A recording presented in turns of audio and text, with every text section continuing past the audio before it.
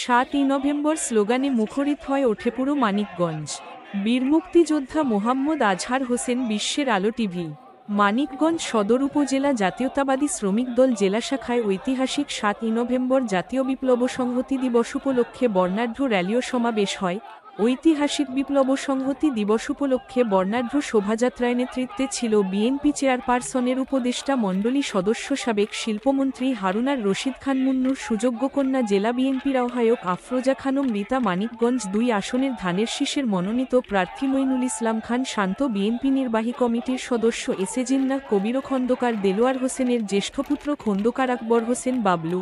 7ই November বেলা 11টায় শুরু হয় এবং অংশ নেন শ্রমিক দল জেলা শাখার সভাপতি আব্দুল কাদের, সদর থানা শ্রমিক দলেরও সভাপতি জিয়াউর রহমান জিয়া, শ্রমিক দলের সাধারণ সম্পাদক শাহিন খান সিনিয়র সহ সভাপতি মইদুর রহমান, মোহাম্মদ বোরহানুদ্দিন খোকা, যুগ্ম সাধারণ সম্পাদক মোহাম্মদ কামরুল ইসলাম সহ দলের শত শত নেতাকর্মী ঐতিহাসিক বর্ণাঢ্য র্যালিতে ছিলেন। নেতাকর্মীদের করতালি স্লোগানে মধ্য দিয়ে মুখরিত হয়ে ওঠে পুরো মানিকগঞ্জ শহর। র্যালিটি সরকারি বালক উচ্চ বিদ্যালয় মাঠ সংলগ্ন স্মৃতিস্তম্ভে বাস টার্মিনাল এসে শেষ হয়।